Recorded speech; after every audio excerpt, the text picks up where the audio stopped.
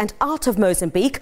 For the latest at the Lebombo border post, we cross live to our reporter Sibongile Mkani-Mpolweni, who's been there for us throughout the day. Sibongile, thank you very much for your time this evening. Could you paint a picture for us? We can see very briefly there are just some cars that are going towards the border post to the other side. What is the situation like there at the moment? Yes, Criselda, the situation is quite calm now from earlier on this afternoon when it was jam-packed. Cars were parked, queuing to get to the border right up until 2 kilometers. But right now it's quite calm. There's no queue, cars are going through, and there were trucks on the right-hand side, but they've since been processed as well. So it's dying down at the moment. But I have with me the spokesperson for community safety just to give us a brief overview of what is happening on the roads in the province. Joseph, just tell us from the roadblocks that you've been to today, what is happening? What is the latest? Well, we are happy because many of our drivers are behaving very well.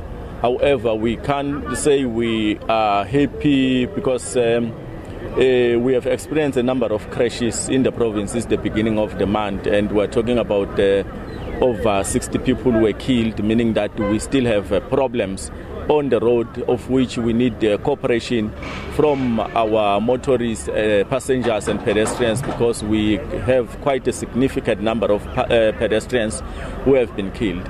So those are the highlights on the road, and if you look at our N4, which is our biggest road, and there is a concentration of high concentration of vehicles on that road. There is a number of people who have been killed and many people have been injured. So we are concentrating on those roads, including the N2 that leads to Piet Retief. Also, we have recorded a few fatalities there.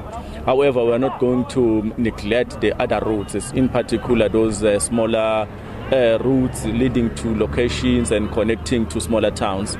So we are going to deploy our law enforcers, which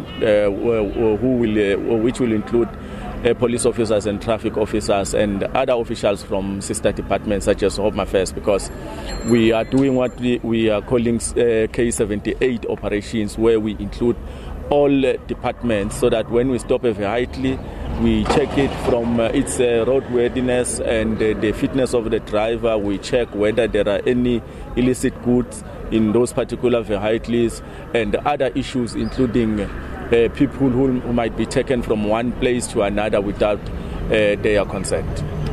Thank you. That was Joseph Mabuza from the Department of Community Safety, Security and Liaison. Just to take you back, Criselda, here, what has happened during the day and during the week here at the Lebombo border post, social workers from the Department of Social Development have got 4 cases right now of children that they have placed under their care in their safe homes.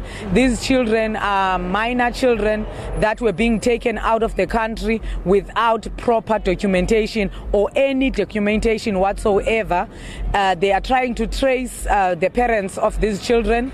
In the case of today, a 6-year-old boy was being taken to Mozambique by a man who claims to be the father of the child, and that father has since been taken to a shelter. The child has been taken to a place of safety, and his car keys have been confiscated because they need a proof that this child is indeed his. He's saying that the mother of the child is in Maputo. He was staying here in Secunda, here in Mpumalanga, and now he's taking the child back to the family in Maputo, but there is no documentation. So he's saying that the mother might come here tomorrow after he had a chance to call her in Mozambique to come and bring that proof.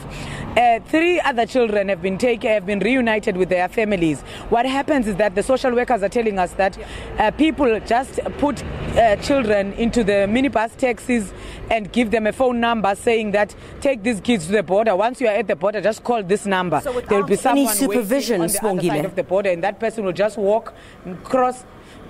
Yes, without any supervision. They just put them on the taxi, give the taxi driver a paper with a cell number and say to the taxi driver, when you get to the border, just call this number. A person from the other side will come and fetch the kids. There's no documentation, there's no letter of consent, there's no ID or any sort to identify these children. Now, what has happened is that the Department of Social Development in Mpumalanga has partnered with the Department of Social Development in Mozambique. Now, those social workers on the other side work with our social workers here. They called those social workers, gave them that number that they took from the taxi driver, took the children away from the taxi driver, and then the social workers that side discovered that the grandmother was waiting on the other side for those children. Once they discovered the proof and things like photos, they must bring, if they don't have documentation, they must bring things like photos of the child when they were young, or photos before the kids left Mozambique to properly identify them that they are indeed related to these children. And the social workers in the meantime give counseling to these children that are being unaccompanied. But in some cases, Griselda, these kids never find their families at all. They end up in the South African system and they are given those rights that you and I, or children born in South Africa, are given those rights and end up in adoption. A multi-pronged approach certainly is what looks like to be implemented there. Cross-border cooperation as well between South Africa and Mozambique, and various departments are working there to ensure that everything goes smooth, and children also are not easily trafficked from South Africa to Mozambique, as well as from Mozambique to South Africa. Our reporter Sibongile Mkani-Mpolweni, who's crossing to us live there from the Lebombo border.